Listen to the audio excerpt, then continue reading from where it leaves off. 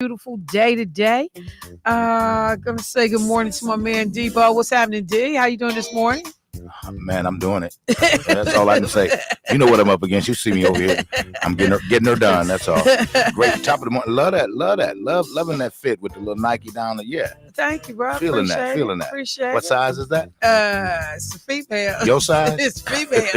Okay. It's a unisex. Do that come in men? Yeah, it does actually. Oh, okay. Yeah. Checking that out. Here we go. All right, family. My man is busy, so I'm gonna let him do his thing.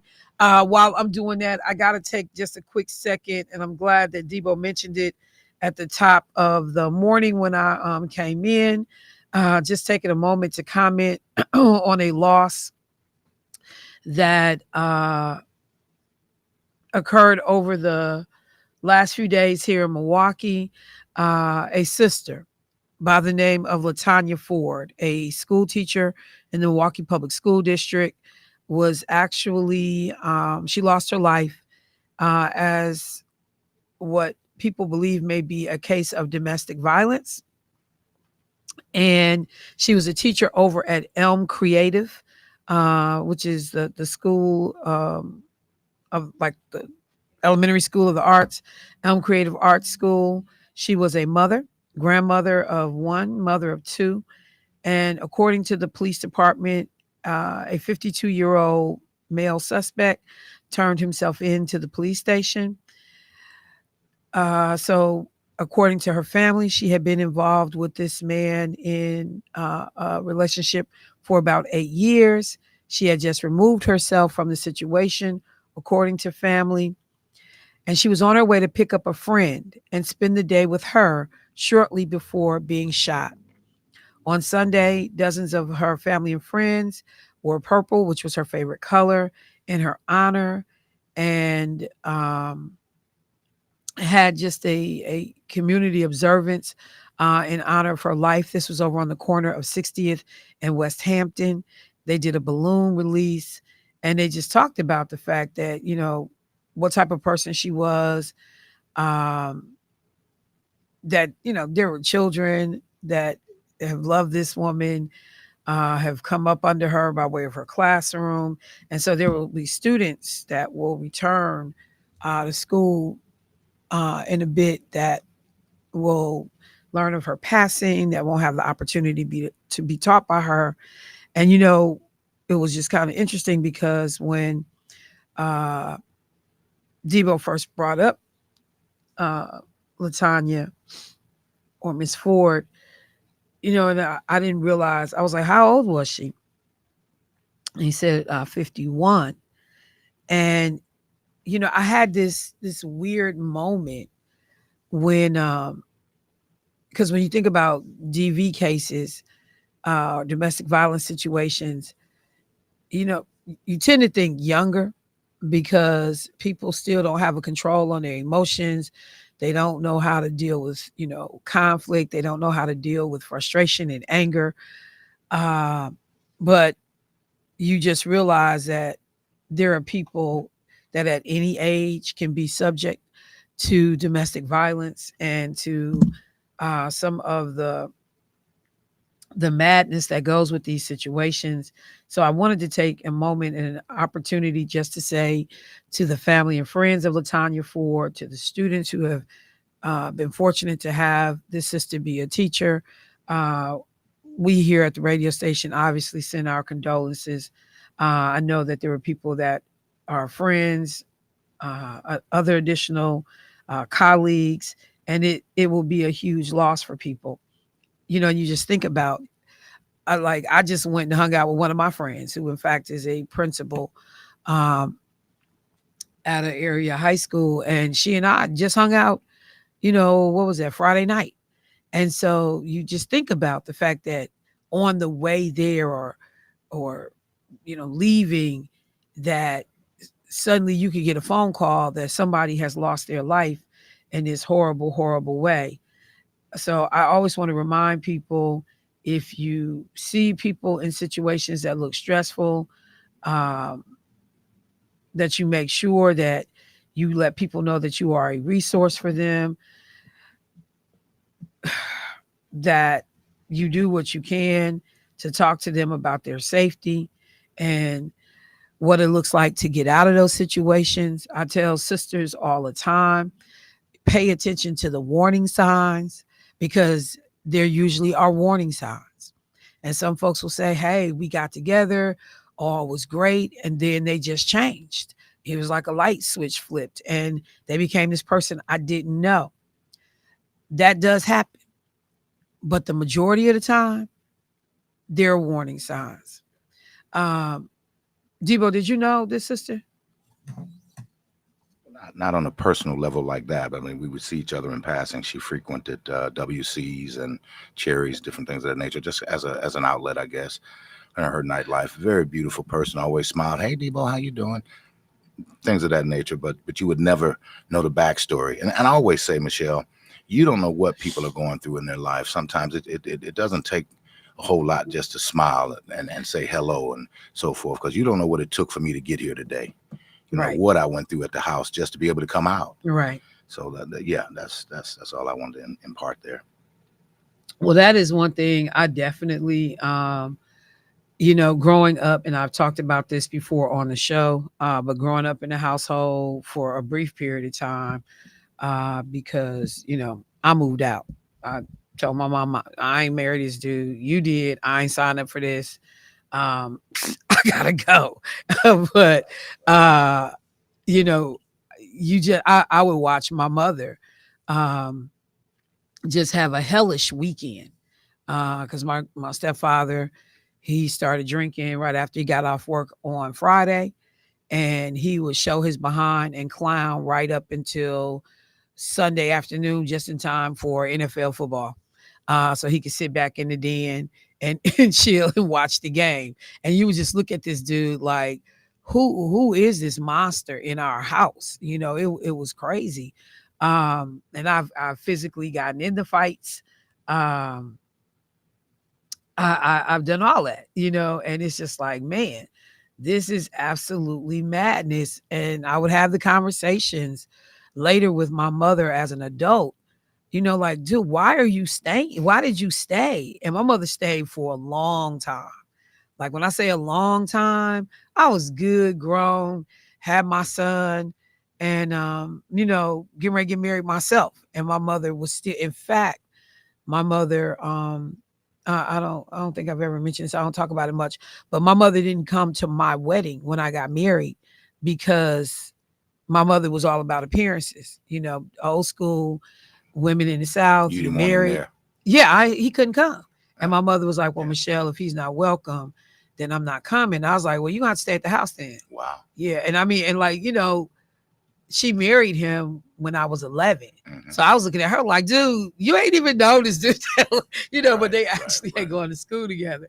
But I just remember just like looking at her like, are you serious right now? And I mean, I wasn't mad. I understand that's your husband. You do what you do, Well, but you can't, sometimes, but you can't bring this sometimes clown to my wedding. having to understand, as I said before, the backstory. Because what is mom getting from him?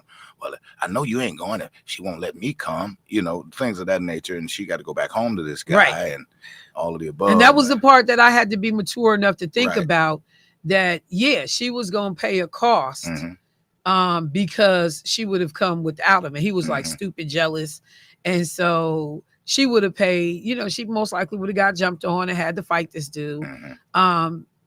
if she had come without him. Right. And he was that type of dude. He wasn't Mm-hmm. gonna let her come Mm-hmm. without him. Mm-hmm. And so I just was like, well, hey, you gotta stay at the crib then, because no, he can't come. But you know, I just and it took a long time, and that's the other thing I try to tell sisters too, is to think about your children to the extent that, and some people are like, I am thinking about my children because, you know, his income is half of the money that makes the house run. They This is the children's father. I want them to have a relationship with their father. So there are things that people say, I am trying to take all that into consideration. But I'll tell anybody, the long-term damage that's done growing up in a house with domestic violence. And, you know, Debo talks about like, you just don't know what people have gone through by the time you interact with them and engage them. And I know that a lot of my personality is formed out of some of that. You know, like when I say no nonsense for BS, bros can't talk crazy to me. My antenna goes up immediately. I push back, and this bros be like, "Oh, she got a man problem." No, I ain't got no man problem, but I just pay attention to BS. And I made a decision a long time ago. You can't handle me any kind of way. You can't talk to me crazy. Michelle, one of the most profound things I've ever heard you say, I never even mentioned it to you before, but it's something that I've tried to interject into how I interact with my children and grandchildren. When you leave out of this door, you're not just leaving here as you represent me. Right. And for you, even with your grandfather, how staunch he was, as you always say, talk about, there's a part of him that resonates within you as to where you're not going to talk any kind of way to me. Exactly. I don't care who you are. Exactly. This is how I give me what I give you. Right. If you do that, then we're going to be good. If you don't, now we got a problem. And that literally, that could have been like the mantra, on the plaque in the Bryant household growing up. And the thing is, obviously, and I think about like my mother, because even though you grow up in this environment, one of the things I used to tell people as a social worker is all of your children are different. All of your children respond to things differently. Because if there are days, and many of you listening on this call, you can turn around and look at your siblings and be like, or look at your own children and be like, all these people was raised in the same house by the same people, but they act very, very differently in terms of responsibility, in terms of taking care of business, in terms of their demeanor, their personality, because it's a whole bunch of things that factor in to you being an individual. But, and so there were things that I took, and later I realized my mother had many of those qualities. She just didn't do them with this dude because she loved this dude. But my mother was a no nonsense. It's a lot of my personality that's my mom's. And particularly now that I'm older and I look back on it, I can see her in me. Because my mama didn't play that. You ain't mess over her on her job. You ain't talk crazy and disrespectful to my mother. She was all of those things outside of that relationship, which also I think made it really hard for me to understand what was happening. But I just implore people that are in situations with domestic violence, that for the women to understand, it's not just you that's going through that. You taking your children through that. And they are learning about relationships, about what love looks like, about what, to accept, to tolerate, how to respond. Some of the boys and or girls can pick that violent nonsense up because, this is what you're learning every day. This is what it's, you don't, until you go somewhere else and meet somebody else, you don't realize that this is not how regular relationships function. It's not healthy. And I know they said in the article that she had gotten away from dude. And then, he ends up doing what he did. That leaving piece is scary and real too. My mother moved 5 times in the course of trying to get away from my stepfather.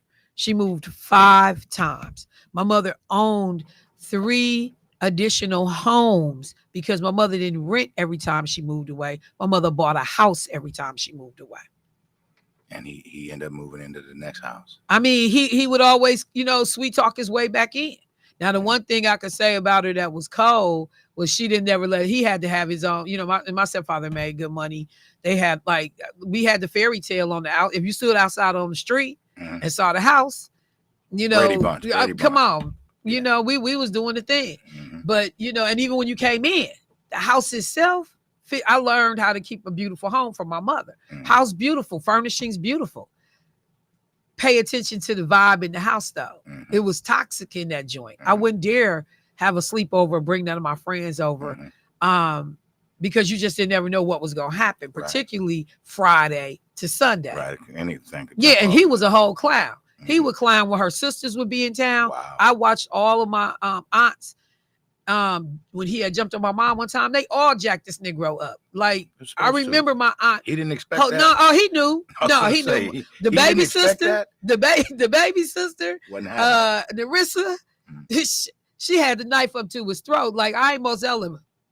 Like a fish up in here, we'll take care of you, bro. Michelle, it just was crazy. As a kid, I had to be about 13 years old. Was when I really began to understand how toxic or deadly domestic violence can get. There was a guy, my mother's very best friend. I mean, her very best friend in the world was killed in a domestic violence exchange. Whereas the kids were there and they got to arguing or whatever, and so the kids, because they fighting now, the kids jump up and they run out of the house. And he says, "Y'all can go call who you want to call. She'll be dead when you get back." And he drug her out of the house right there on 7th and Atkinson and drug her down to the freeway entrance and stabbed her to death. She was dead when chose they to got kill back. her outside the house. Yeah. So like, what was all of that? Yeah. I mean, I think she may have been trying to get away or whatever, and right. wherever he finally subdued her at is where he took her out at. I mean, it is, like I said, and I know this is like a probably a tripped out conversation for first thing this morning, but it's people dealing with it right now. It's for real. It's my for mother real. went to work many a day with makeup on, Mm-hmm. where a dude had hit her, and my mother would turn that smile on, and then I even thought about, like, because my mom was beautiful. She always had a lot of problems with women. Mm-hmm. My mother used to laugh. Jealous. They was hating. Yeah, I'm just saying, because my mother used to laugh because she was like, "Oh, baby." If you repeat this, I'll deny it. I can believe that your mom was beautiful, because somewhere under all of that, you're beautiful. He said under all of that. You know what? Just to lighten the morning a little bit. But Michelle, the hardest part of all of that to watch. Carvey's in the studio laughing. He gonna get hurt, Carvey. The hardest part of all of that to watch was to watch those three girls. Yeah. And how they just problem ridden, just still haven't been able to get over that. I mean, and because number one, even if you can figure out how to deal with what you saw, what your mother experienced, not having that parent, because in most cases, if you got a good mother, your mother is your ride or die. Mm-hmm. When the whole world turned, even when you're wrong, she got you. Your mama is your ride or die. You was wrong, but I ain't gonna let you just be out here. And so not to have that in your corner, not to have the love that comes, from having that parent, that level of stability, like all of that impacts you. Even if you just lose your mother to natural causes, or if you lose your mother to cancer, the impact is the same. But when you understand the violence, and particularly if you witnessed some of it leading up to the death of that parent, you don't. Like, I tell people, I remember just about every fight. I remember where I was. I remember the room. I remember when I first had my first fight with dude about hitting my mother. Not only that, you remember how you felt. Yeah, and still get hot. Like, still get hot under the collar. And that's why when I see brothers out in the community talking crazy to women, y'all have no patience for it. I have intervened in domestic violence situations that probably could have got me hurt, but hey, we gonna all get hurt together. So I just have to say, when I reading this sister story in the paper again, Debo had flagged it for me this morning because I hadn't read the paper, I hadn't seen the story. Sisters, family members, if y'all know people that are in this, there is help. Domestic violence hotline number is available. You can just look it up on your cell phone. It's 800-799-7233. You can call 211 just to keep it real plain and simple. But there are resources that are available to you. You don't have to do it on your own. You don't have to do it by yourself. If you are a child that's growing up in a house with domestic violence, talk to a guidance counselor, talk to a family member, a friend, let somebody know what's happening to you, so that we can get help for you as well. Let me go to the phone line real quick. Hey, caller, what's happening? Family member. Grand Rising. Can you turn your radio down for us, please? We can hear it. Okay, my bad. I'm a relationships. It's like, mate. All it do is you paying attention to that person. To me, relationships go bad when alcohol is involved. And to me, in my relationship, I stopped drinking in my early 20s because I actually sat back and watched people, how they change with that poison in them. And if your mate, if y'all can't sit down and discuss leaving alcohol out y'all relationship, yes, I think it's good to separate for the simple fact alcohol is a very controlling drug. They make it seem like it's just something just you can have so freely. Some people can't control alcohol. Some people get the courage from alcohol. Some people get in this field where they belittle themselves. You got to be yourself in a relationship. You can't allow drugs, alcohol. To me, alcohol is the biggest drug out here. And if you say back in the 90s when the crack came about, that's messed up a lot of homes where parents, they wouldn't fight amongst each other. They're fighting this demon and didn't know how to fight the demon. And when they looked up, they lost everything. And they start having these, I ain't gonna say tantrums because parents ain't kids. They start having these abilities to fight amongst each other and blame each other for what's happening amongst their house. I just want people to know, if you want a loving relationship, make sure y'all take the alcohol out of the relationship, get to know each other, tell each other you love them each and every day. If it's just for no reason, don't walk out that door and not tell your mate and your kids you love them. Because out in this world, you don't know what's going on and what can happen. I feel sorry for that young lady. She my age. I think I know her. I really do. I think I know this individual. And it kind of hurt me because I'm like, dang, 51. I was always told you don't want to get in your 50s and be alone. And I was also told, like, Adam and Eve was put here for Adam to help boost Adam up so he can take care of his family.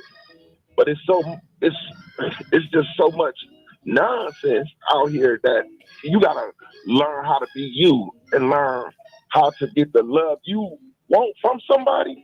You give it back, and if they don't give it back for you, just walk away. Go do something else. Go find someone else. But in order to find you, you got to be able to look in that mirror and love yourself.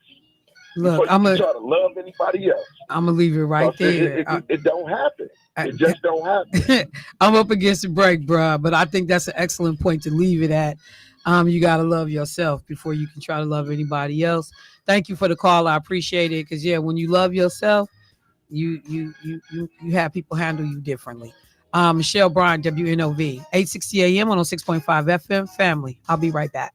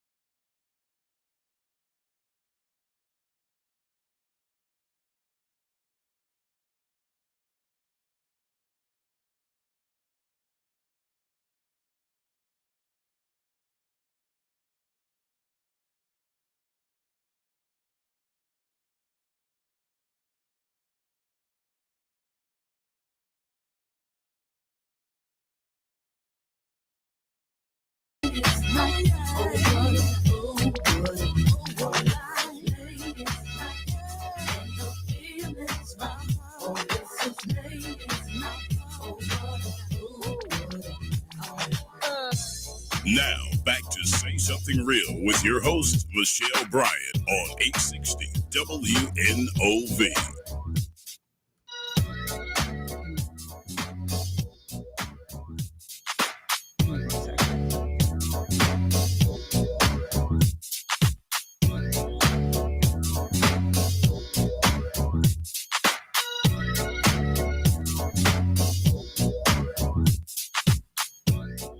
All right, folks, welcome back to the show.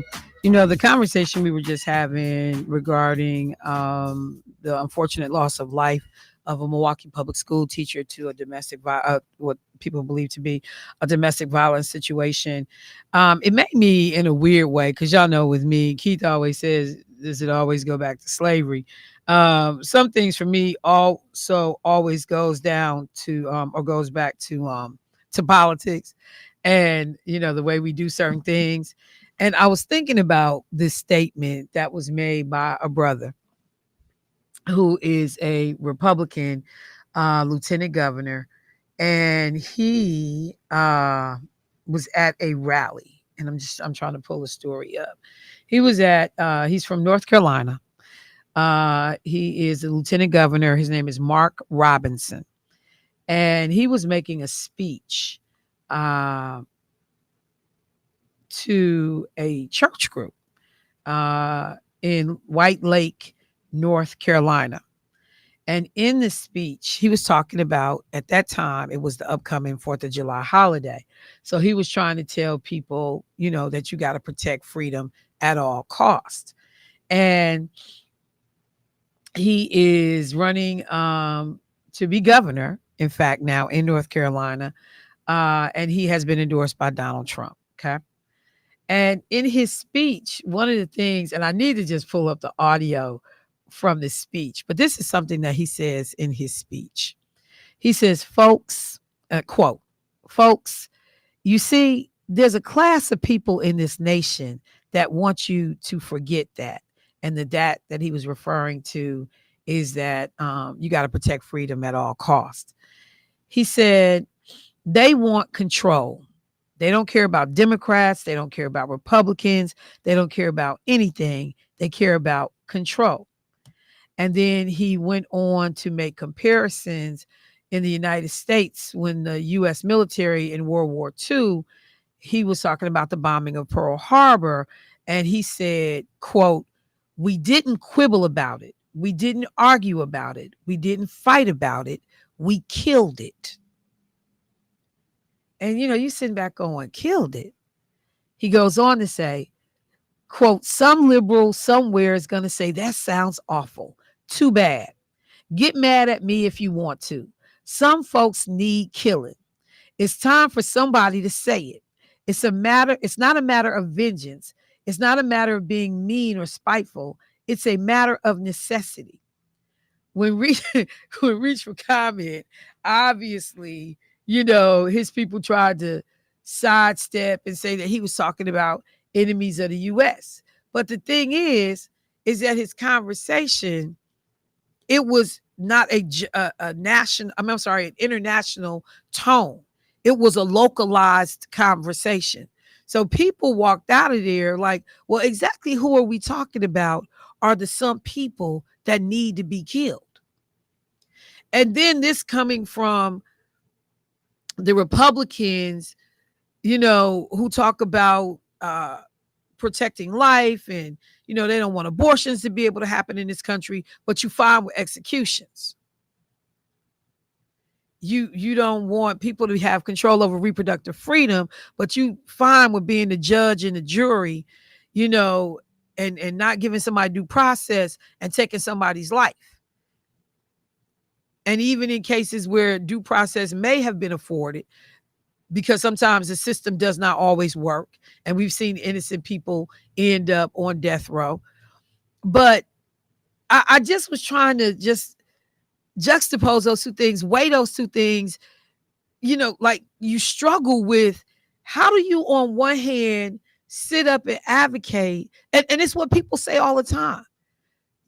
Republicans will do a lot of fighting on the front end of life. But the minute you take that first breath, you on your own. You on your own.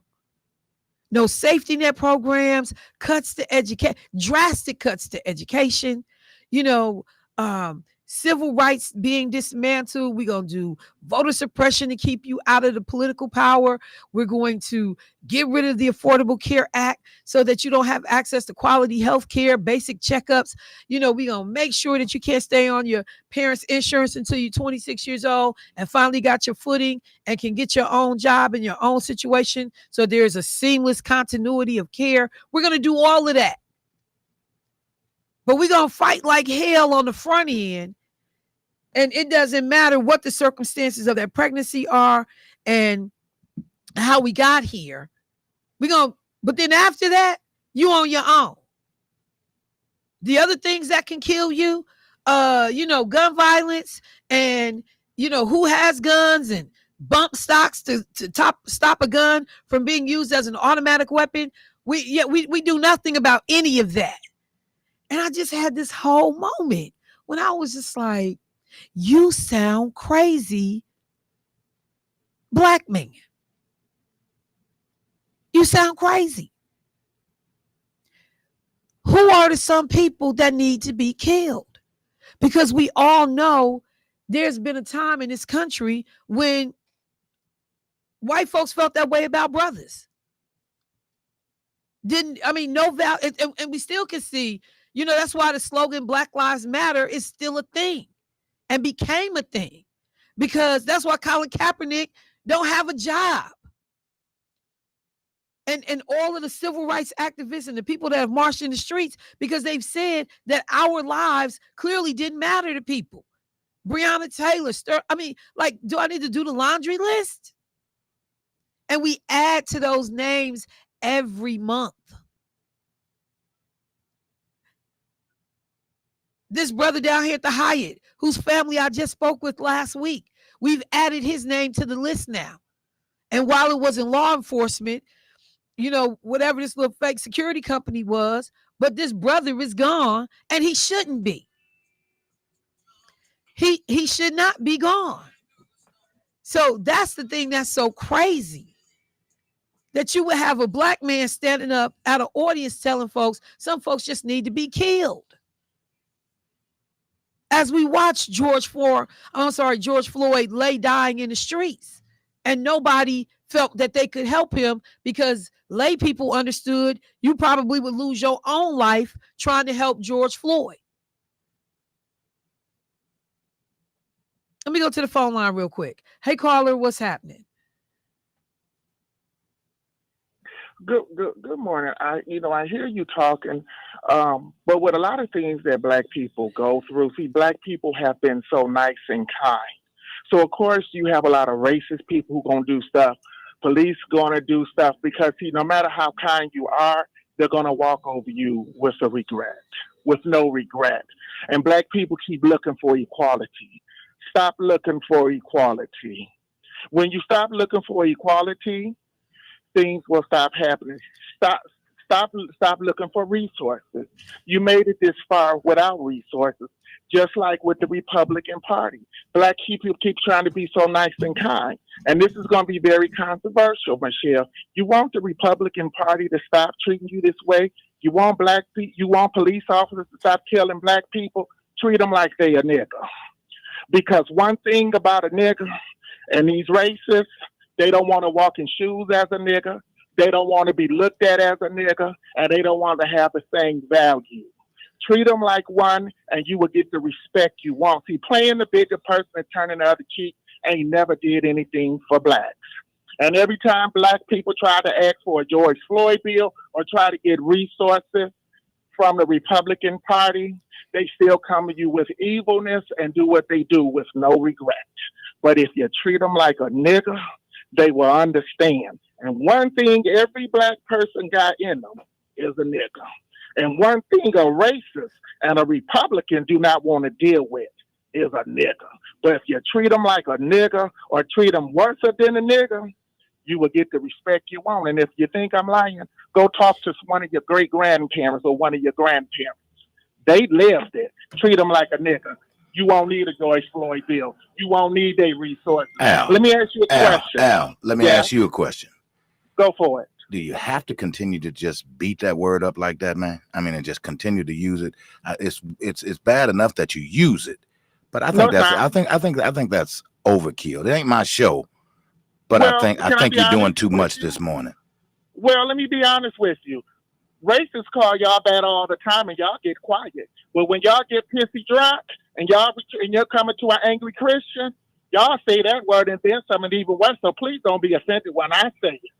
Because when they say it with no hesitation, and everybody sit there with a straight face. So please don't get upset because I'm black and I say the word, and I'm telling you how to get the respect you want. If you offended by it, keep being the bigger person, and you will keep being that horse following that carriage. All right. How that work? Thank you, Al. I appreciate it. I'm going to say two quick things. Number one, I would never tell anybody to stop looking for equality. And whether that's equality or equity, depending on what that situation is, because the reality is Black people pay into the system that is America. We help to finance this country. We finance the police department. We finance the public education system. We finance state legislative salaries. We finance federal legislative salaries. We are a major part of the economic engine of this country. So why we wouldn't expect that we're going to have the same rights, the same access, the same goods and services, and the same treatment is beyond me. I mean, if you don't expect equality, if you don't fight for it, well, what are you doing? I mean, you just spinning your wheels. What are we doing then? So that's one thing. If my money is in it, then I'm represented. If my money on the table, then I'm represented. If I'm a human being breathing air, like the man or woman standing next to me, we gonna get handled the same way, or I'm gonna die trying. So yeah, I'm sorry. I don't understand that logic that says stop looking for equality. What's the purpose? What's the point? What is the point?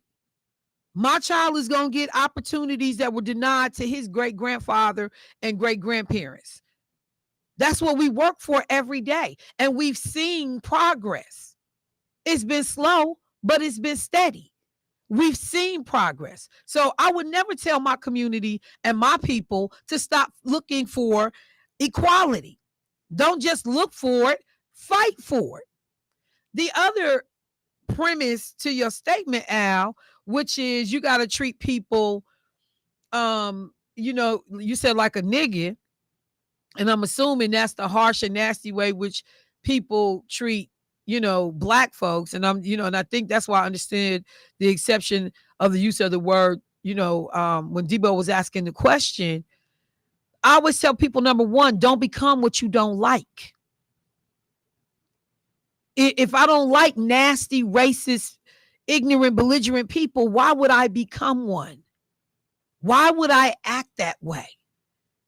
And while I haven't achieved everything in life that I wanted to or could, it's still not too late for some things. I've done okay not being the nasty, belligerent person that treats people, as you said, like niggas. I've been able to command a level of respect in a room based on the fact that people know I'm a fair shooter. That I speak my mind, but I'm going to afford you the ability to do the same. So, no, I will never espouse the ideology or the belief or the philosophy or the stance that, number one, you tell Black people to stop looking for equality. Like, whether or not we like it, that's our job. And we know that it's a whole bunch of groups that have ridden the equality train and the equity train off the backs of Black people who had to fight these early fights. Laws that we helped and championed to put in place to get and gain equality. As we were talking about the anniversary of LBJ and all of the legislation that was done to attempt to not fully, we couldn't level the playing field, but we made sure that people understood the rules. Now, getting enforcement of those rules was another thing. But the rules are changing so that you're not on paper behind the 8 ball. On paper, at least, there's equality. Now, how do we enforce it? But I think it's a sad and sorry thing when we tell Black people to stop looking for equality. And when we tell Black people the only way to get ahead or to get respect or to do what you need to do is to become ugly and vile. If I got to treat you like that, I don't need you around me. If I got to treat you like that, I don't need you around me. All right. A couple of other things. I got a couple of text messages for folks that hear my phone pinging. Again, is we not copying another radio station. But someone, I wanted to make sure I read this. Somebody hit me up on Facebook. They said, good morning. This goes back to the conversation that I started the show with regarding domestic violence. It says, good morning. I found myself in a domestic relationship. I'm the type I would never be in that type of situation. My sister was in a domestic abusive relationship. And I said that would never be me. However, I found myself in that relationship. It did not end well. But I thank God daily that I'm alive. I know that particular conversation has resonated with a number of people. A couple of other people whose posts I won't read. Whose comments I won't read out loud because they're very personal. But people have talked about that. And so I just want to say to the community, we grow and we learn. We take care of ourselves, but we got to first acknowledge that there may be damage that was done. Let me go to the phone line. Hey, caller, what's happening? Hello. Hello. Good morning. Good morning, Michelle. Hey, I'm surprised at Al. When you hear him call in and some of the things he say are way out there. Where he criticizes racism. But I hope he realized by folding up his tent on equality, he just did what racism wants him to do. And that is to give up. That's the main core of racism that is placed on us. It's to break us, to make us not want equality, to make us just give up. And whether Al knows it or not, psychologically, he's just giving in to racism. So I hope he rethinks what he's saying and start joining the fight and start, helping move us forward as a people, because we can never give up on equality. Never. I'll go to my grave looking for it. Thank you so much for that comment. A number of people are hitting me up. Your words resonated. I think that was a very effective way, to talk about it. The idea that that's the goal. People want you to segregate yourself. They want you to go live in your own bubble. They want to push you out. They don't want to provide equal access to services, to housing, to loans. I mean, we literally, as Black people take advantage and penalize us for no other reason than skin color. And they figured out in this country that not a whole lot of people are going to raise hell if we mistreat that group of people. So you live in this zip code, we charge you more for your car insurance. You live in this area, oh, good luck having a hospital because we moved them all out to the suburbs. You live over here and your kid goes in North Division, even within Milwaukee Public School Districts, good luck getting the equitable and fair amount of resources that should go to that particular school. I mean, we do it all the time. And hang on one second. Carvey, can you check the front door? I think one of my guests may have arrived. But we do it all the time.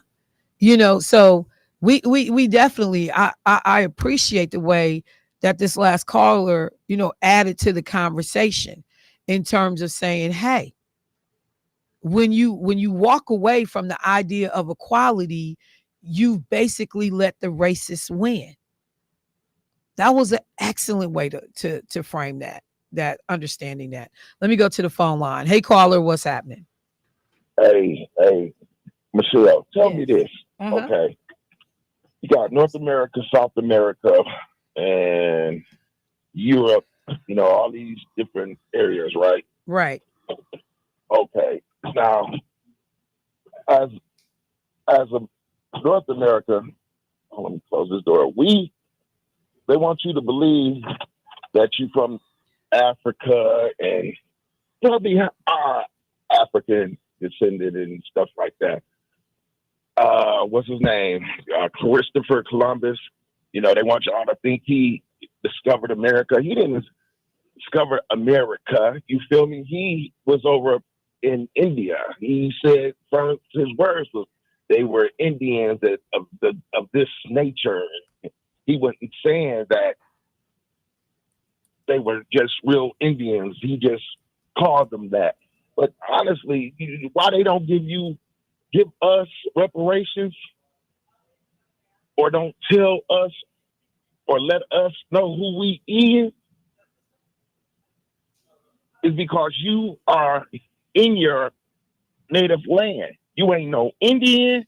You ain't no whatever what they call the other one that people be saying. I forgot the name of it. This is actually our land. Tomorrow, if y'all don't mind, I'm gonna actually come and tell y'all who we are. And I want everybody to go read this book I'm gonna tell y'all about. And then it is time for us to get our land back. Jesse Jackson came up with that Afro-American crap. No, they just waiting. They just waiting on us to just say who we is and start our own nation. This is where we come from. And we need to start playing with it. So wait. So when you say this is where we come from, are you negating the whole connection to the continent of Africa? Put the continents together. I mean, say the continents. If you say it's only one continent that is basically by itself, and that's North America, right? I'm gonna ask again. Okay, listen. Are you negating our connection to the continent of Africa? At the beginning, I said we are a part. We got heritage from Africa. I said we are part of that. But before everybody came over here, we settled over here a long time before everybody. You know what? I'm gonna just bring the book. I'm gonna bring the book tomorrow. But see, wait, bro. Because one of the things you said is we settled over here. There are 7 continents. Let's be clear: Asia, Africa, North America, South America, Antarctica, Europe, and Australia. The phrasing that you just used was we settled over here. So if you're trying to say that black people were indigenous to this area of the world, that's not factual. Okay, I'm gonna show you that it's factual. And I'm gonna show you everybody else came from over in Asia, Africa, all that stuff was all together. And they make it seem like it wasn't together. At least for the purposes of science. Where were the very first human remains discovered? The oldest living human remains that anybody has ever found in this world. Where were they discovered? In Africa. Okay. So how do you put us here before Africa? I did not say that we didn't. I mean, we came here before Africa. Okay. So you're just saying that we settled here earlier. Over here to Timeri, we were here first. So you're saying we were here even before indigenous Native Americans? Exactly, and they ain't indigenous. Okay. It ain't no such thing as indigenous Indian. How could an Indian is an Asian?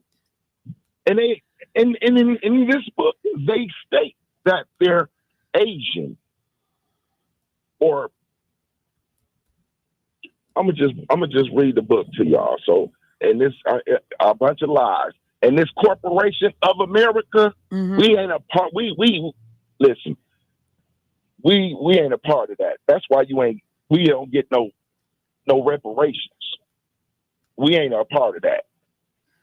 So in order to become our own being and our own people, we got to start our own nation. Okay. Well, let me just say this, and thank you for the call. I got some more people waiting. So there are certainly, and somebody said, tell people the name of the book because they would like to read it for themselves. What's the name of the book? Can you tell us? Or is he still there? I'm gonna put it on Facebook. But tell me the name of it, bro. YouTube. But tell me the name on YouTube. But tell me the on YouTube. Tell me the name of it, man. I'm gonna put it on YouTube. See, you on some nonsense. No, just tell me the name of the I'm gonna book. put it on YouTube. Okay, bye, boy. I ain't got to. Bye, bye. I'm gonna put it You about right to in make the me back. cuss. Bye. It's just like the name of the book is, We Shall Overcome Nation. The name of the book is Don't Believe That BS. The name of the book is Yo Mama Said It. I mean, what's the name of the book? I'm gonna put it on YouTube. See, I almost had a whole Al moment. I'm gonna put it on YouTube. Garvey said that's the name of the book. I'm gonna put it on YouTube. So let me just say this. Everything that the brother was saying is not completely off kilter. There are a number of people, when you start talking about looking at genes and genetics and ancestry, that will say they connect Native Americans to some aspect of being, what people consider Asian. So they talk about gene pools being similar to folks from China and Siberia and Southeast Asia, that they've seen similarities. And that some of these people may have traveled, from China, and ultimately they land here in this region. And because of weather conditions, they take on different appearances, because many people will tell you that if you look at folks that are indigenous, they do not look like Chinese people. They don't. Remove hair texture, skin tone, color, facial features, all are very different. Eyes, all are very different.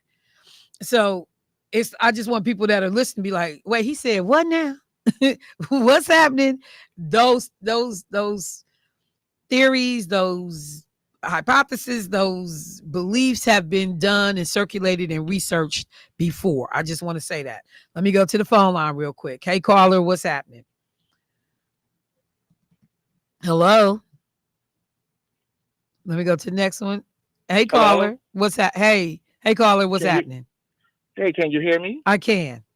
Okay, yeah, I think people have me misunderstood. What I'm saying is, why are you asking for equality? You know you're equal. You asking for equality is like asking for somebody to see you as human. You already know that. You wouldn't shake hands with the devil. Ow. You wouldn't let nobody kick you right Wait. The most obvious example I can come up with. Why am I asking for equality? What was the Montgomery bus boycott about, Al? Well, about them boys holding their money. And But also, what? No, What was the Montgomery bus boycott about? until they treat them like they won't get on their buses. So we had to ask for equality in seating on a bus that we were paying the exact same fare to ride. So you do have to demand equality. You have to ask for it. Just because I know I'm equal to a white person, the laws may not necessarily reflect that. And so there are times we certainly have to ask for and demand equality, Al. Okay, well, that's wonderful. Well, how about this then? Jasmine Brand. Because she, now she threw hands with the bus driver, the same bus driver as Rosa Parks. Rosa Parks, all she did was sit down and not give up a seat. And the reason she really got tough is because she was high yellow. But Jasmine Brand got silent. They didn't give her no coverage. She said, I'm not gonna let this man run me off the road. That's why she ran on the bus with the powers and strength of her hands. What I'm saying to black people, you don't have to hold your peace. You don't have to play the bigger person with the devil. You don't have to ask nobody for equality, because we know when it comes to each other, we're not going to ask for equality. If Tim Michaels said he was coming to your neighborhood with a torch and hit you for it, and he was black, it would be a whole different situation. All I'm saying is the same way y'all treat each other, like y'all treat these people on news, and like y'all get out of church, treat them Republicans and them racists, you will get the respect you want. That's what I'm saying. All right, I got you. Have a good one. Yep, thank you, Al. I appreciate it. All right, family, I got to take a break. Got guests coming into the studio. Woo, Lord, it's a lot. It's a lot. I haven't even gotten to the politics of it all. The drumbeat that we are hearing, at least according to the news, of people saying that President Joe Biden should fall back, step down. The world just seems like it's upside down in some stuff right now, but because there's no drumbeat for the 34 count convicted felon to drop out. There's no drumbeat for that.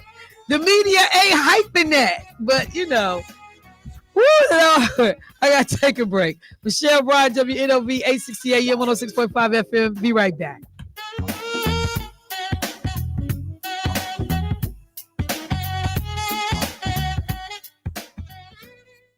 Have you ever said, I'd like to do something different for a change? I'm tired of doing the same old, same old. Well, the Wisconsin Black Chamber invites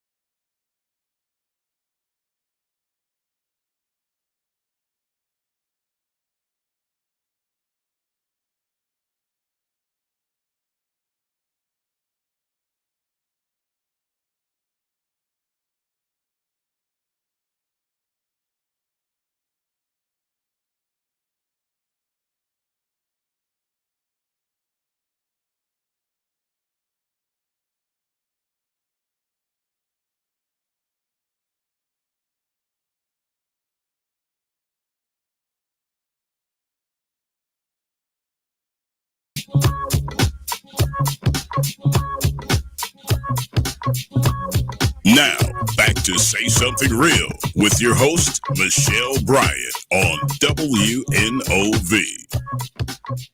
All right, family, welcome back to the show. So I told you guys I needed to switch gears for a bit this morning. I have some scheduled guests that are in studio. First of all, most of us that are paying attention, we understand that we are in the throes of an election cycle, not just season, cycle. We just had a special election on July 2nd, have the general for that special election is happening on July 30th. And then we also have the regular fall election candidates that are out and about. They've collected signatures, gotten their names on the ballot, and folks are now like, okay, got the task part of it out the way. Now I got to get, the name ID, conversations, recognition, to be able to help elevate my campaign. So there is a young sister that is running for the state assembly in the 11th assembly district. Let me have you introduce yourself to folks. Good morning. How are you this morning? Good morning. I am good. Thank you so much for having me. My name is Amelia, and I'm running for State Assembly District 11. Okay. And I'm just really happy to be here. Amelia, tell them your whole name now, because when they go look at the ballot, they're going to be like, what's that child name? Right. So a full name, Amelia Heredia. That'll be the name on the ballot. What's the last name? Heredia. Well, it's Heredia, but Heredia is easier to say. Spell Heredia. Heredia. Okay, so we're looking for somebody with initials AH on the ballot. So, first of all, I want to say this is my first time meeting you, so welcome.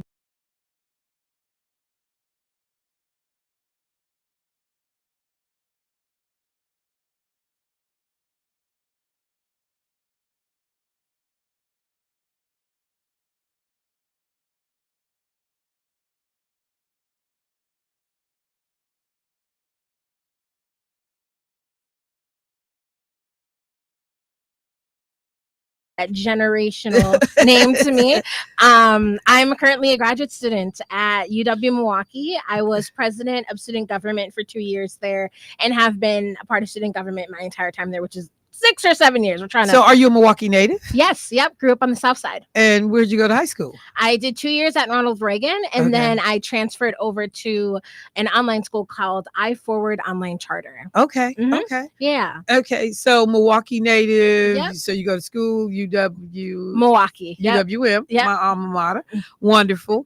And then, so where does the bug come from? Like, politics, or I heard you say SGA, student government. Did it start there or beforehand? I think it started beforehand, subconsciously at the very least. I was getting involved in all these different leadership roles on campus, but it wasn't really until my 2 years as president that I saw that pathway for me of, okay, I've always wanted to make change. I've always wanted to be representative of my community. This is the way that I want to do that. I love sifting through legislation and policy and navigating bureaucracies and finding different ways to get folks at the table or throw out the table if the table is not long enough for folks to fit. So I think you are the first person I've heard to say or throw out the table. Where does that come from? Because that's a whole level of fighting spirit. Yeah. Because people, I just want my seat at the table. If you don't give me one, I'm gonna bring my own chair. Yeah. No, you gonna say, hey, we can throw out the whole table. Oh, the whole table. Where does that come from, Amelia? It's just some spaces just aren't built for certain people historically, right? Systematically. So thinking about, why do I want to, I have two options, right? I can fight and cause myself stress in trying to get at a seat at the table and be ignored, right? I get there and then what, right? I had to fight to get here. I had to make that seat available, right? No one else is helping me at that table make that seat available. Maybe one or two people, but they're probably dealing with their own heat about it. Or why is there a table in the first place? Who gets to pick who is at the table? Why don't we just reimagine the different ways that we are bringing people in? And if we aren't bringing people in, well, then we got to do something else. It's just not working. And if it's not representative and if it's not inclusive, and you're talking a little bit about equality and equity earlier, then what's the point if I'm just going to sit here and basically be dealing with the same stuff I was dealing with when I wasn't at the table? So it was my second year. I just want to say, number one, it's refreshing to hear your view and your spin on that, because one of my frustrations is that far too many people that want to be legislators. Yeah. Now, I haven't heard many of them be as well as articulate about the vision that you described, because I'm telling you, I'm loving throwing away the table. But they get to Madison, and then the pressure of Madison turns them into the same old, same old. You know, we keep getting people who are like, oh, you got to take one for the Democratic Party team. Oh, you got to get in line and do this, this, and this. Oh, the, you know, majority of the members don't want you to say anything on this issue. I watch Black legislators keep their damn mouths shut on critical race theory because white legislators asked them to. Right. And I'm sitting here like, are you serious right now? Are you serious right now? I've watched, you know, people who will not bring the voice of the community in the room because I need my donors, my people that write checks, because you know, Black folks in the community ain't hardly write no check to a campaign, so you can actually have money to buy lit and, you know, do what you need to do to stay in office. And so they end up succumbing and becoming a part of just the system. Like they just literally might as well be white people because you're doing the same BS. Yeah. And every now and then a token conversation comes along on Black people, which you may or may not, you know, participate in. But I'm sitting here like, you being up here didn't move the needle for us. Right. So are you familiar with how Madison works? Yes. So what do you think about what I just said? I agree with you wholeheartedly, which is sad, right, for me to say as somebody who again is trying to get into that space. I think it's important for people, and you know what, I'll just speak for myself because I think that's the appropriate thing to do. You talked about donors, right, and staying in office and getting mailed lit. I have 5 different jobs right now. You have 5 different jobs. I have 5 different jobs right now. So are you Jamaican? Puerto Rican. Close. Where Christopher Columbus actually landed. Okay. Yeah. So I don't want to be somebody that I'm not for somebody to give me some money. Right. I don't want to be somebody I'm not, because my community is who I am. That's where I've come from. There is no me without my community. So I don't know how people do it. Just forget their roots and the struggles that they've overcome once they get into that seat.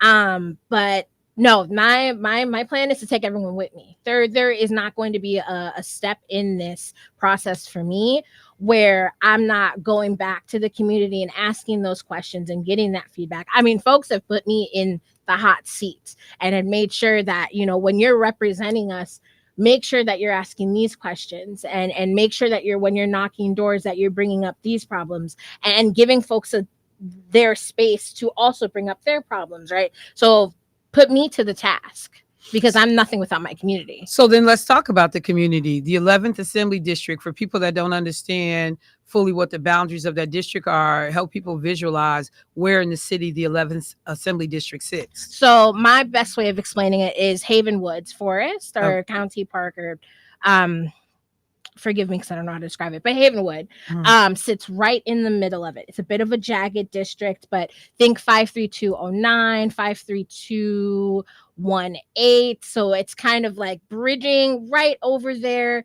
I think close to, I want to say Brown Deer, but not quite at the same time.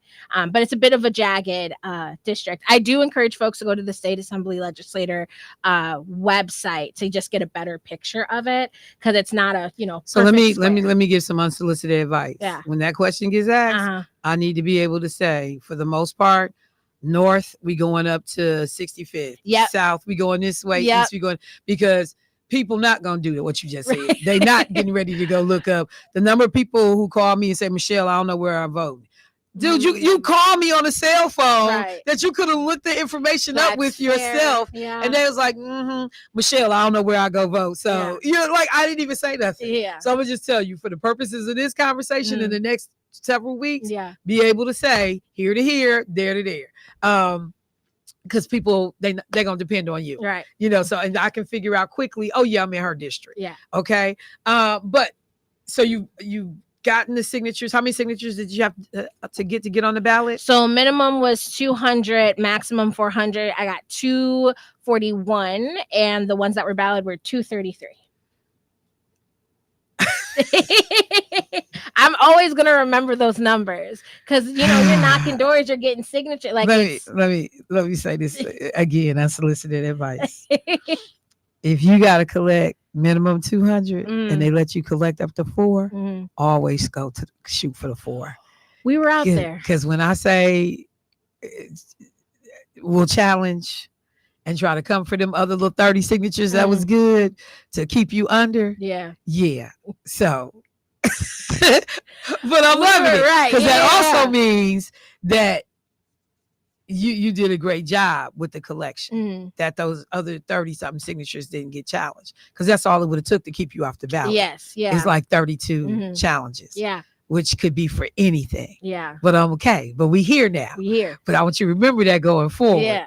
If they tell you can turn in up to 4, come as close to that 4 as possible. Yeah. Understand? All right, let's keep rolling. So when you out here on these doors and you talking to people, what did you hear? What's the concerns? A lot of it was I don't want to call them city level concerns, but let's think about like street lamps. Okay. Right. Speed bumps. Okay. There was a lot of issues surrounding safety. I had some beautiful conversations about childcare access and the fact that some folks view Milwaukee to be oversaturated with childcare, but undersaturated when it comes to that quality of childcare and maybe affordable options to childcare. And my campaign is founded on holistic childcare advocacy or child advocacy. So there's a lot of beautiful conversations around that. I've met a lot of families who were finding their way. And representation, folks will ask like, why are you running? Right? Like, how do you represent me? And that fear almost of, voting someone in and electing another person who's not going to talk about the actual issues of the district. So those are the common kind of the big ones that I heard. So understanding what you know about state government, if you have to think of day one, I'm elected, I'm, successful, I get in. Are you coming in with your own agenda of issues or things that you are concerned about, passionate about, areas that you'd like to see change or explore? Yes. So what are some of those? So they're going to be my 4 campaign intentions.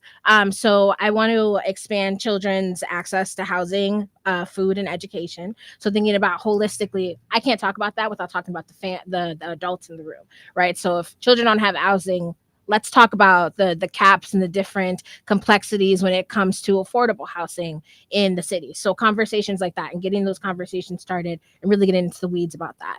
I want to enact transformative justice. We got a lot of people in correctional facilities. We don't have a lot of programs in those correctional facilities. So folks are getting released and being reintegrated into society without the skill set that they were told that they were going to have because being in a correctional facility was going to help them get on the right path. So let's talk about that. Let's talk about reentry programs. I want to strengthen the system of foster care. So we've got a lot of folks, a lot of children in Milwaukee in foster care. There's going to be children that age out, that are seemed, undesirable because they have sibling groups or because they have behavioral issues or they're coming from a very maybe violent home. What are we doing for those children? Are there programs? And there's not to sustain them. Are there places that they can go until they're 18 and they get that skill set and they get that experience of a stable environment? And then I want to expand healthcare access. And I know that topics of abortion and bodily autonomy are very big on the ticket and have been for many years. But I also want to talk about mental health care access in Milwaukee and the fact that we are in a dire need for more accessible locations. We need affordable therapists. I don't even want to get started on psychiatrists. We need to talk about insurance. We need to talk about just getting folks there and giving them the opportunity to have access to this different type of care. I won't say that I'm an expert when it comes to folks with disabilities outside of like mental health stuff, right? So thinking about what is their healthcare access look like in the city of the Milwaukee, the county of Milwaukee, and wanting to explore the different gaps that we have in that. So I know I just said a lot, but those are the four points of agenda I'm coming in with. Let me just be clear. It's a lot to do. Uh-huh. So trust me, if we had the time, you could say a whole bunch more Mhm. because the work is plentiful. Well, for folks that want to learn more about you, your Yeah. candidacy, get some information, maybe even write that donation check to help you with your work. How can people reach you? Yeah, so there's a couple different ways. I've got a website, Amelia, AMILLIA, forassembly.com. My website. I also have Facebook, Amelia Heredia for District 11 State Assembly. Those are going to be the best ways to reach me. I run both of those. So when you're emailing, when you're filling out that form on my website, you are reaching out to me directly. And then you can also email me, ameliaforassembly@gmail.com. You want to set up, have a sit down, have coffee, and talk about your concerns for the community. Let's do it. So I tell you what, I will make a commitment to get you back in a couple of more times before the August 13th primary, just so people have an opportunity to get to know you, learn more. Like you said, we packed a lot into this conversation. But I'm going to just say this. You are impressive, clearly bright, young sister who is thoughtful and, someone that certainly we are lucky to have you running for office. I appreciate because that. some of the quality of candidates make my toes hurt. But anyway, I'm sorry, did I say that out loud? My toes don't hurt anyway. So these people get on my damn nerves. So, young sister, it is a pleasure to have met you. I look forward to talking to you again. And look, y'all, remember that name. Say it one more time. Amelia Heredia for State Assembly, District 11. All right. I got to take a quick break. Got another set of guests coming in. Michelle Bryant, WNOV, 860 AM, 106.5 FM. Be right back.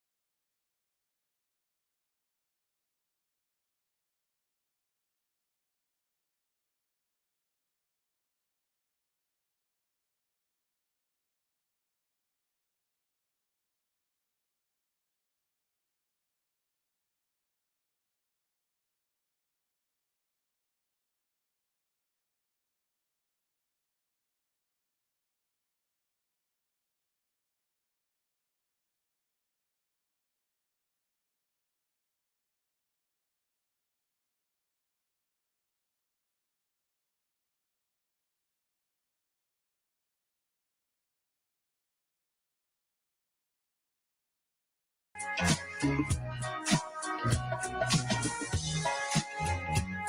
back to Say Something Real with your host, Michelle Bryant, on 860 WNOV. All right, family, welcome back to the last half hour of the show. Where does the time go? Oh, my God. I ain't talking about nothing I came here to talk about this morning. Messing with y'all black people, these callers. But I am thrilled to have this latter conversation.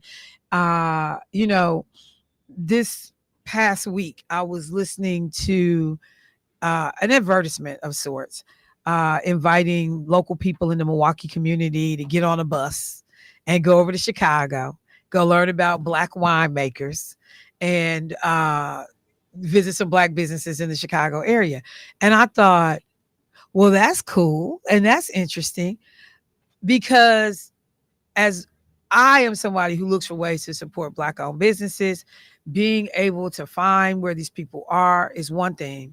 But in the many hats that I wear, I've often been contacted by people who are either trying to start a business, who are trying to sustain a business, grow a business, and they're like, I don't know where to go. Or I go someplace and it seems promising and I'm gonna get some help, and I end up feeling like it was a waste of time. So when I understand this morning that we are talking to the North Central, let me make sure I say it right. The North Central Supplier Diversity Council. Minorities. Yeah, thank you. So. Look, I know. Y'all gonna need a shirt today. There it is right there on the screen. I guess I could have saw that. I just want to say it is such a pleasure. So let me welcome this beautiful sister to the studio this morning. How are you this morning, ma'am? I'm doing great. How about you? Well, once you give me this bag you carry it, I'll be even better. It looks like it travels well. But introduce yourself to the community. Yeah, good morning, everybody. I'm Carolyn Mosby, and I'm the interim president and CEO for the North Central Minority Supplier Development Council. So, under that long name, what are the umbrella of services or either the mission of the organization that the community needs to understand? Yeah, absolutely. So the organization, for short, NCMSDC. Okay. We are one of 23 affiliates of the National Minority Supplier Development Council. So the organization nationally was established about 51 years ago. Okay. Actually grew out of an executive order under President Nixon.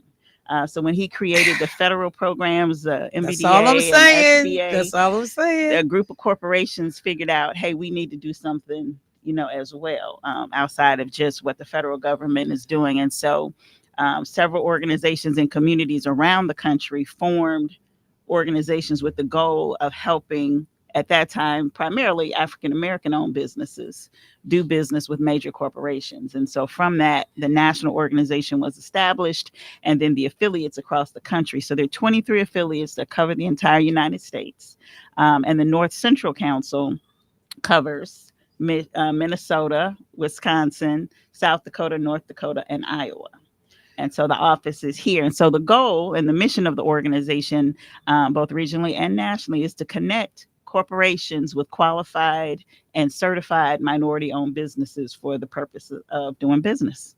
I'm gonna just say, and please don't take this the wrong way, but that is one part of when we have these conversations that always it irks me just a little bit.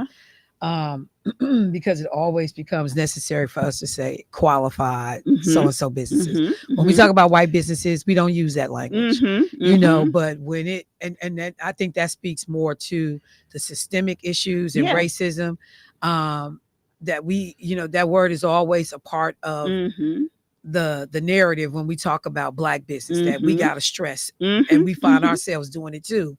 Qualified, blah, blah, blah. Right. I'm like, don't nobody ever talk about white qualified businesses. Right. It's an assumption that if you at the table until we find out your work is shoddy, poor, right, blah, blah, blah. Right. So that's one thing. Yeah. And the other thing, when you mentioned the Nixon administration, so understanding that work that was done under JFK and ultimately LBJ around equal treatment and access for folks, communities of Black folks, people of color. Right. Like Nixon comes in foundationally when we start talking about taking affirmative steps to make sure that we're creating equitable playing fields Right. for people to grow and advance. Right. So, okay. So understanding that. Yes. People get hung up on that term supplier diversity. Yeah. Can you help with that for just a second? Yeah. So it really is a focus on getting businesses that are suppliers to major corporations and diversifying the supply chain. So when you talk about equity in terms of contracting opportunities, making sure that corporations have diversity in their supply chain. And so that is making sure that we're able to help them identify those businesses. So I'm gonna ask you to bring it down just and make it a little bit more granular for me. So let me just say, I'll make the company Target, or I'll make the company Molson Coors. Yeah. What does the idea of supplier diversity look like when you start bringing it down on that level? Yep. So first of all, companies have to be committed to supplier diversity or diversity in their supply chain. So that's where it starts, right? Okay. Because if they don't have a commitment to it, what we're trying to do is not going to match up. Okay. Right. And so for an organization like a Target, who is a member of the organization, they establish internal goals. Like, we're going to spend 10% with minority owned businesses. We're going to do, 5% with women owned or whatever. So whatever their diversity pool looks like. And so in order for them to meet those goals, they got to know where to find the minority businesses. Right. So we want to make sure that they can't say they can't find minority businesses to do business with. So are you guys almost like a one-stop shopping then? Or you can look at it from that perspective. I tend to describe it as like, so we have two groups of customers, the corporations and the minority businesses. So the corporations are looking for those minority businesses to do business with, and we're bringing those minority businesses to the table. But in order for those minority businesses to, as I used the term before, qualify and be recognized, there's a certification process. Okay. So it's a national process where we take those businesses through to qualify that they are who they say they are, right? So they are African American, because again, if you go back in history, I'm so glad you said that. So there is actually a real process that they have to go through. Because when you go back in history and you look at when programs were established like this, or if you talk about affirmative action, unfortunately, we had businesses that were created as fronts, so that they could take advantage of. Yeah, like, I mean, let me just say it. The number of white female-owned construction companies that literally were just a front. Your grandmama's name is down as the president of the company. Exactly. And so there's a certification process to ensure that businesses that present themselves as minority owned are that. So glad that piece got fleshed out. So then this is just a backside and not a part of, I'm sure, the conversation we was gonna have this morning. But I'm thinking about, there was the organization down in Atlanta, was it the Fearless Fund? Yes. And so these sisters, Black women who say that Black women receive less than 1% of all venture fund capital. And so we're going to create these avenues for these, these businesses. They then get sued. And right now they losing the lawsuit. Absolutely. So how does that impact, or what are you all looking at the council? Yeah. Like, do you think any of this will impact kind of the work that you do? Do you have concerns? It could. I would say, obviously there have been several attacks on affirmative action and diversity over the last, year or two. And with, even at the federal level. Right. And so that's definitely something that, as we look at who our customer base is definitely affecting some corporations, because some corporations have stepped away from their supplier diversity literally have. programs. And I was going to ask, because you have seen, I was teasing this morning about another subject, and my coworker always says, for me, everything always leads back to slavery. And I said, and politics, right? Because I know that there has been political pressure put on corporations. You want to continue to get these tax breaks that you are afforded. You want to continue to have access. And they're being, squozed to get rid of these programs. Yes. And so I wonder about the future and the security. Of the organization. Yeah, so we've had a lot of advocacy recently. Probably we've always done advocacy, but definitely over the last couple of years is really kind of bringing to light, what the value of doing business with diverse suppliers. Because if you look at it from an economic development and an economic impact perspective, and you look at from the fact that by the year 2045, Black and brown people are going to be the majority in this country. So from an economic development and impact perspective, it makes sense that we are investing in minority and women-owned businesses, because we're going to be the bedrock of economic development. And so we've been very vocal about advocating around how minority businesses are pouring back into the communities, because they're hiring people from the neighborhoods and the communities. So they're creating jobs, they're building homes. And so it's really important from an economic development perspective. So that the message is really about economic development of communities of color. That's So really the message. when you start talking numbers and data, first of all, on the supplier side, are minority businesses doing better today than they were when some of these initiatives first started about becoming suppliers in these major companies and corporations? Yeah, some are. I mean, I think we've seen nationally in our organization, we've certainly seen growth in that. I think we were looking at, and if I hope I get the number right, $460 billion in economic impact with minority-owned businesses across the country for those businesses that are certified through our organization nationally. Okay. So that's significant. But it's still just a small piece of the pie, right?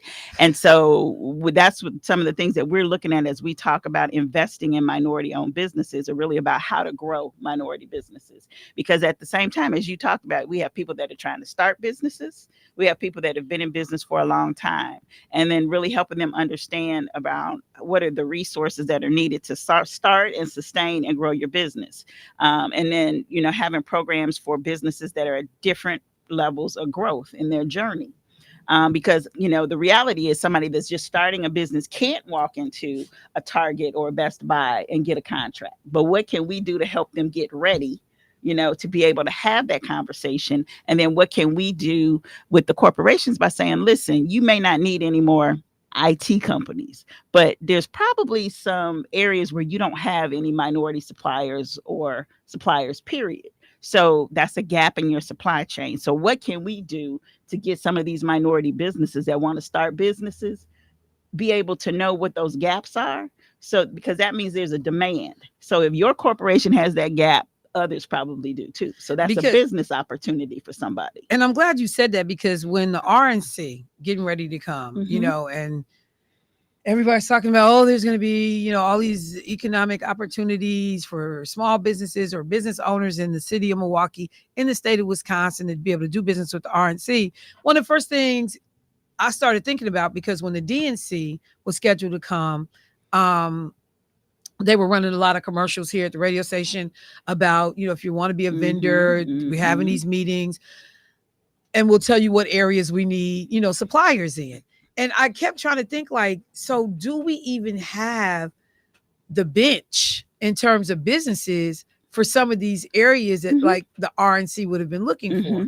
I've only seen one Black business that was kind of touted out as somebody that was granted a contract. I don't know what the situation for others are, but do we tend to, as Black businesses, because, when I start thinking about where we're represented, so I know we got a lot of the service industry, barbershop, salons, that kind of thing. Are we diverse enough too in being able to be suppliers? So yes and no. And one of the things that I know is that, when you start a business, you typically start a business based upon either something you have a passion for or you have expertise in. Yeah, but that doesn't always equate to market need. Right. And so that's where I think the education piece we miss on educating folks that want to go in business, because just because you have a strong background in IT doesn't mean that there's a market for another IT company. So you need to do the research first, right? To determine, is there a market for the business that I want to go into? What's my competition look like? And maybe if not, if we have folks that are able to identify where there is a market, and we have resources that we could bring to the table and say, listen, this probably isn't a good idea for your business, but here are a whole bunch of opportunities where we got data and we know that we need more businesses. And How do we bring know that together? people don't necessarily think Yeah. like that I need to actually look at market conditions for viability for this business. I'm getting ready to set up shop down here on 20th and Capitol and put out my flyers and run a few commercials and they will come. Right. But not appreciating they can go to 45th and Capitol, exactly 77th and Capitol and go up and down the street in either direction. So that's an excellent thing to think about as well. So for someone who, you know, is listening and they're like, okay, this sounds interesting. If I show up at your door, let me put myself in the middle. I won't be a new business startup, but you know, I've been in business for probably 4 or 5 years, and let me make my business interesting. Accounting services. That's not interesting, but it's the easy one.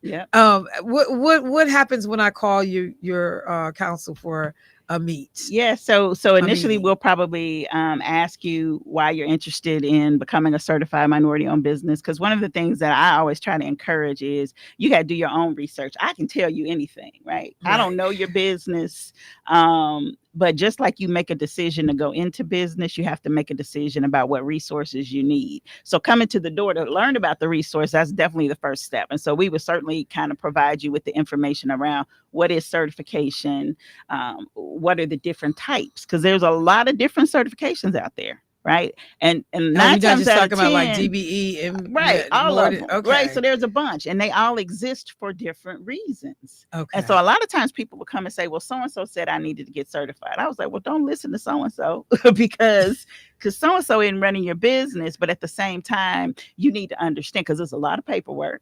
Right. And so what's your goal? Who are you trying to do business with? Who's your potential customer? So if your customer, if you're wanting to do business with state government, then that's the certification you might need to look at. If you're trying to get federal contracts, then that's the certification you need to look at. But if you want to do business with corporate America, then you should look at our certification. And oh, by the way, ours is a national certification. So not only can you do business with, you know, corporations that are here, but you can do business with corporations around the country. So we try to provide that education. To give them that and kind of say, now you need to go back and decide, is this certification the right one for you? If it is, you know, we actually do some education around the certification process to help you understand what it is, because it is a long, cumbersome process. And then, but wait, when you say long process, are we talking like 3 months? Well, first of all, depending on how organized you are with your business, there are a lot of, you know, a lot of paperwork that is required. And so then once you complete the paperwork, the actual process to get certified can take up to 90 days. Right. So you think about, you take a couple months to get the paperwork together, you put the application in, and then it could be another 3 months before it goes through the process. Then once we certify you, then we're then going to say, okay, so now you're certified. So what's the next steps? Right. So here's how you maximize your certification. And so we'll give you a 90 days to engagement plan. Like, these are the things you need to do over the next 90 days to begin to really put yourself in a position to be able to leverage your certification. And in that process, we're going to ask you to make a list of the top 10 companies you want to do business with. So we'll tell you to go to the website. We've got all our corporate members listed. So make a list of the top 10 that you want to do business with. Send that over to our MBE services director. And then we're going to work with you to determine, are you ready to go after a contract with Target? Are you ready to go after a contract with US Bank? And if the answer is no, then what are the steps that we need to take to get you ready? Because you only get that first opportunity one time, right? And so if you're not ready, if you haven't scaled to the point of being able to go after a contract, we're going to put you in programs either here locally, or we also have a minority business development agency center that's funded through the U.S. Department of Commerce that has a lot of free resources for business. Because I'm glad you said the funding word, because as a business owner with my accounting firm, CMB Accounting, I'm like going, okay, well, it's already tight. I don't even take a salary because I'm trying to keep the doors open. So for businesses, does it cost them something to participate in this? So certification, there is a fee with our certification through the government. A lot of times there is no fee because it's funded through taxpayer dollars. And so our certification fees, I think, start around $350, and depending upon the size of your business may go up to maybe $1,000 or so. Okay. But that's a key thing, because if $350 is a stretch for you, that's an indication that we know you're not ready to go do business with the target, because you got to build a relationship. So you may not get a contract for 3 to 5 years, right? But so again, that's an important investment in the growth of your company.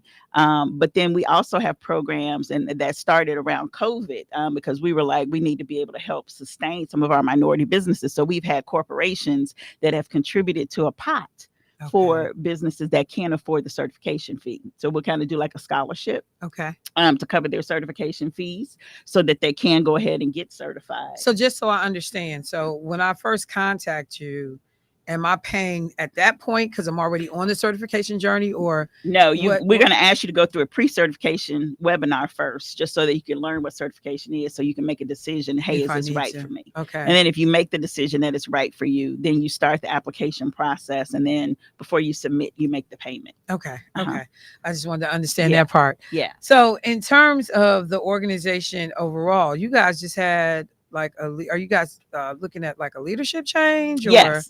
Yep. So we are in the process. So the former president left before the end of the year last year. So I'm actually a former president of another affiliate, which was headquartered in Indiana. And I had 3 states. I had Indiana, Illinois, and Missouri. And so I left the organization about 3 years ago. I told my board 2 years in advance that I was just ready to do something different. So I left and moved, and the current board chair for North Central was on my board previously. And so we got connected. And so she asked me if I would consult with the organization while they got ready to do another search. And so after about 4 months, I felt like, I can't really add the value that I think I can add to get the organization ready, just kind of doing this as here and there as a consultant. So I volunteered to come on board in an interim capacity for 12 months to really get the organization ready to do a permanent search for a new president. So they'll do that in 2025. Okay, so as somebody who has volunteered, I'm not volunteering now. I am getting paid. Okay, look, I'm just saying, we take the role. I'll do it that way then, because I think that it speaks volumes, particularly given your history with the organization. When people say, look, I'm willing to come out of what I was doing to make sure that this continues to hold things, either steady or continue to grow until you get your leadership in place. How did you become engaged with any of this work in the first place? So interesting story. So I'm originally from Gary, Indiana. I was going to ask, wait, wasn't we telling Gary jokes? Wait a minute now. I fight about my hometown. When I said I met Michelle Hitton's mama and she was from Gary. Oh no, that was on Facebook. That was me and State Representative Lakeisha Myers. Yeah, I fight about my hometown. We met one of our friends and her mama. So she was from Gary, and we was like, and she had a cane. Oh, wow. And so we was teasing her like, it's a shake in the bottom of that cane, ain't it? She was like, I'm glad you know. Like, don't play with me. Twisted, right? So you are I'm originally from Gary. Gary. I grew up in a political family. My mother was a state senator. No way! What? Yeah. And my goodness. What's your mom's name? Her name was Carolyn Mosby. Not Carol Mosley Brown from Illinois. I still want to know, because I got family from Indianapolis. Okay. And so I knew some of the state legislators. Yeah. So when I heard your last name, it stuck with me. Okay, go ahead. So she was a state representative and a state senator. When she was in the House of Representatives, she introduced the legislation that created the state of Indiana's minority business program. And so she passed away when so she passed away when I was still in college. And so when I graduated from college, it was when the agency was just getting started. And so the first deputy commissioner hired me because of the relationship with my mom. And so I tell people, I was like, not that I had any affinity for minority business. A sister just needed a job out of college. Okay. Right. And so I went to work for the agency for 4 years. And so really learned. So the deputy commissioner at the time, his name was Harry Alford. Okay. Harry went on to establish the National Black Chamber of Commerce. And he passed away recently, but he was sort of my mentor. And so I learned a lot about it then. And so once I left the organization, I went and was doing what I had my degree in, but I always had line of sight to it, right? And so fast forward many, many years later, my ex-husband was working for the NCAA, and they were part of the council. Okay. And he said to me, hey, the council in Indianapolis is looking for a new CEO. And I was like, oh, okay. So I recommended somebody for the job. They didn't get the job. And then someone came to me and said, well, why didn't you apply? And I was like, well, because I don't do that anymore. I haven't done that in, 15 years or whatever. And they were like, yeah, but you understand it, blah, blah, blah. And I was like, no, I'm really not interested. Well, they kept on. They were like, listen, they need some good candidates. And so just submit your resume. So I did. And then they ended up offering me the job. Then I had to make a decision, right? I was like, okay. But so I took the job and, didn't have any plans on staying there for more than 4 years. And then 11 years later. 11 years later. But so again, it came out of family commitment. And I have a lot of family that were involved in civil rights and things like that. My aunt I used to call her demilitante, but she was the first female president of the Republic of New Africa. Whoa. Yeah. Oh my God. So it just grew out of family and commitment and just what I saw, strong Black women in my family doing. And so, so when I left the organization, I was consulting with minority businesses, still continuing to help them grow. And so when I saw, this and just kind of saw where, I said, I really want to make sure the organization is successful. And when they go out and get a new president, that the groundwork has been laid. Because with all this going on with affirmative action and things like that, there's a lot of volatility, right? And so you don't want to bring someone else into an organization, that's like what's going on, just nationally, right? With what's going on. So I said, well, let me come in and just kind of help the team because the staff, great staff of folks and a great board, a very committed board with really great leadership. And so, I was happy to do it. So I'm on board for the next 11 months. So first of all, I just can't stop smiling. Oh my God. Because, like I said, I love politics. I understand how all of it is interconnected in our lives and the decisions that are made on and behalf of our community by people, and how that trickles down. Literally, that's the only time trickle down economics works is when you're actually talking about who's in political office at any given time. Absolutely. So let me just end with two things. Number one, as someone who's had this lens of working with, not just a lens, but the work of helping businesses to either start, grow, sustain themselves, what is the one piece of advice you would give to all of these folks? I know people at different levels or stages, but what is one of the things that just has stood out? I don't care who I was talking to, like make sure, X, Y, and Z is in place. That's number one. I'll start there. Understand the landscape, because you can't really make good decisions if you're not well informed or well educated. Okay. So when you're running a business, you really have to understand the landscape and then don't be afraid to ask for help. So when you say landscape, though, just the landscape of doing business, I think one of the things that I've seen, again, we all come into entrepreneurship in a different way, right? We all enter differently. Right. And so I think you have to understand what it takes to run a business. Some of us are successful because we just got the grit and the know-how and we just get in there and make it happen. And then others might take a more, structured route, but at the end of the day, there are just some things fundamentally that have to be in place in order for you to be successful. And I have seen some multi-million-dollar Black-owned, minority-owned businesses where I have gone in, and when I started pulling the covers back, I was like, I don't even know how you all are still. And that's not negative, but in my mind, I had to remember their path to entrepreneurship. Right. And so if the foundation or if the resources weren't there, it was like, listen, I'm gonna start this business, I'm gonna make it happen, and it's gonna be successful. And it grew. But at some point, you get to a plateau where you got to figure out, how do I continue to grow? And how am I not stuck here? And where you also got to go back and get your ducks in a row Absolutely. too, because I was able to kind of maneuver and get around. Absolutely. But I could band-aid this and put this. Or, you know, or I didn't have, like, I'm not going after these big grants and don't have another set of eyes, auditors looking at what I'm doing. So for people that want to know how to reach you, how to be a part of the council, what should they do? The best sources, go to our website, northcentralmsdc.org. Okay. And our contact information is there. A lot of information on certification and what we do and how to get engaged with us. Well, I'm going to tell you, it seems like we are very fortunate to have you in this capacity for the next 11 months.